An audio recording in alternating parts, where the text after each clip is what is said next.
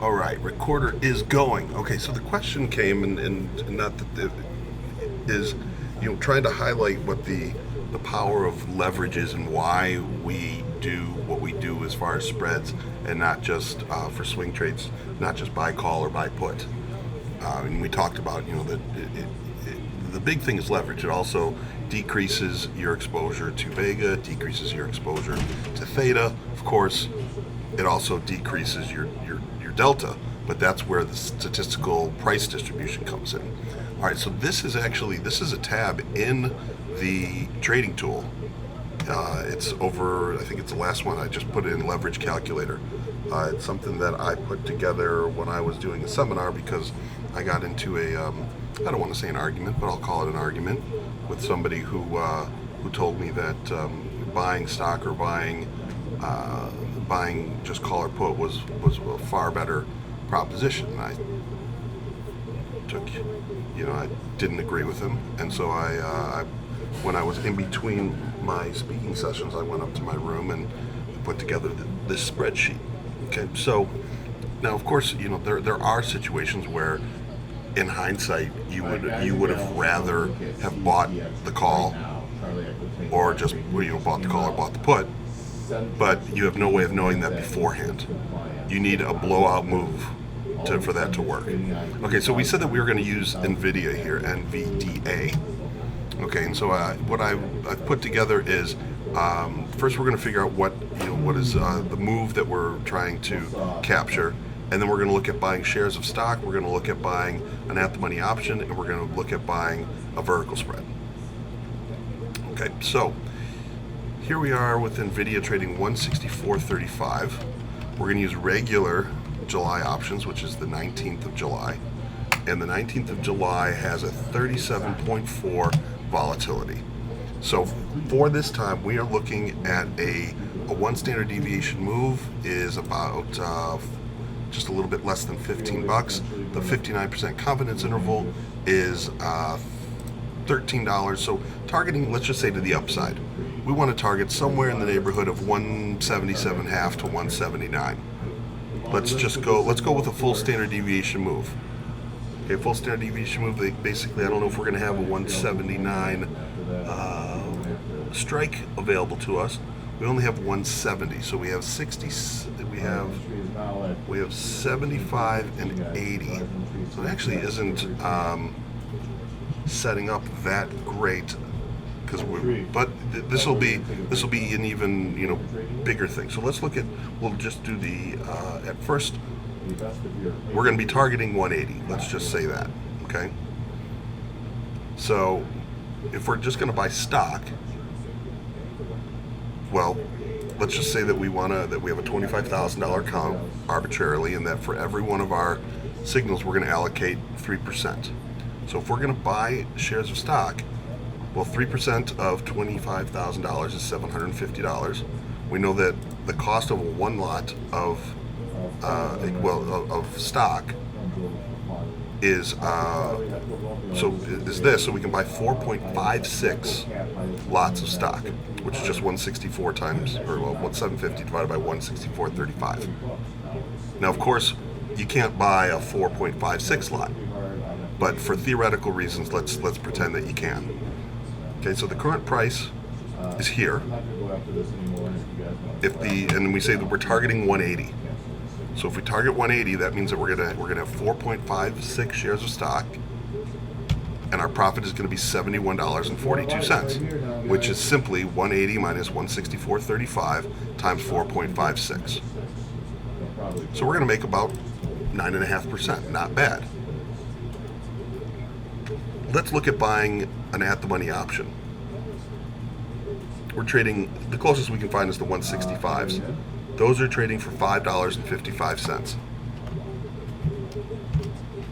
So we can buy 1.35 of those, because these are going to cost $550 a piece. Okay, let's try, and so 750 divided by $555 is 1.35 shares or lots of at-the-money options, the 165 calls. We know that the strike price that we're buying is 165. Okay, so we purchased it for this. The option settlement, because we're going out at 180. 180 minus 165 is $15 per, less the premium that we paid, times however many that we have. So we're going to make $1,277.03. Everybody see how that happened? Ron's been kind of swinging back and forth here, so I'm watching Ron right now. All right, guys. It's simply 180 minus 165, which is $15, less the $5.55 that we had to pay to get in. That comes out to $9.45.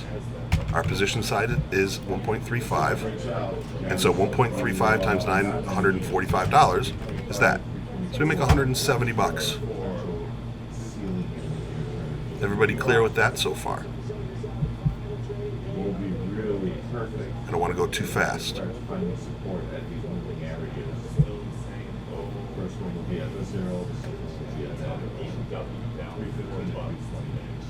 Okay, I'm not seeing any questions, so that's fine. Okay, so now let's look at, now we want to look at, well, let's do that 175. Remember, we're targeting 180 here. 175, 180 call spread in July. That's going to cost, let's just say 90 cents. Market is 85.92. We have to pay 90 cents to get into that. Okay, well, the cost per one lot is 90 cents, like we said. So we can buy 8.33 of these. Right? $750 divided by $90 is 8.33. This is the 175.80 call spread. So we know that we can make $5 on our call spread. We have to pay the 90 cents to get in, so we're going to make $4.10 per. Well, that's $410 per one that we buy. We have 8.33 of those. 8.33 times 410 is $3,400. $3,416.67. So that return on investment is nearly 500%. Now, of course, what Chuck was saying is that, well, yes, if we have a blowout move, because now we're capped here, right? We're capped here. We can't do anything. But with the call, if we go out at, let's say, I don't know, $225, I don't know if that's going to get us there.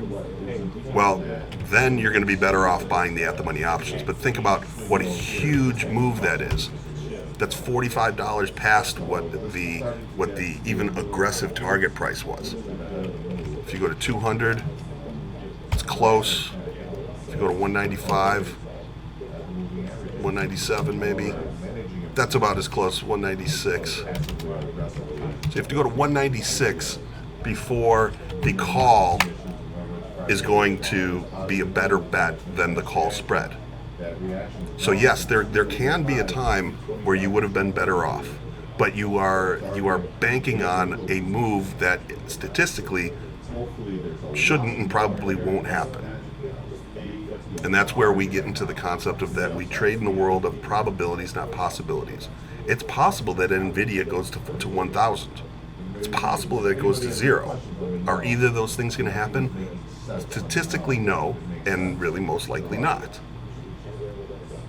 So that's why we use the leverage of the vertical spread or broken wing fly, or over in Scott's room, a calendar spread. To use that leverage, use what the power of the options are. Now, of course, in hindsight, there might be a time it's like, wow, I wish we just bought the call, the at-the-money call. We would have killed it. You would have. But to try and make your trading career out of getting, 2, 3, 4, 5 standard deviation moves, that's a little rough. Okay, questions on that? Again, if you're playing for the long term, you just can't get below $3.11. That was my point, and that's why we use the vertical spreads. I'm seeing a couple questions coming in here, so I don't want to turn off the recorder just yet.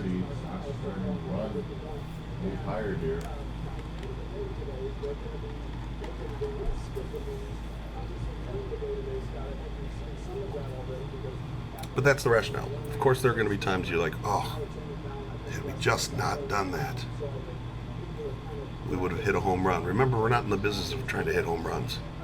We're not swinging for the fences. I don't like to see huge variances in our P&L, even if they're good. It means that you're probably taking too much risk and that at some point that's going to turn against you. Slow and steady, risk management, all that fun stuff.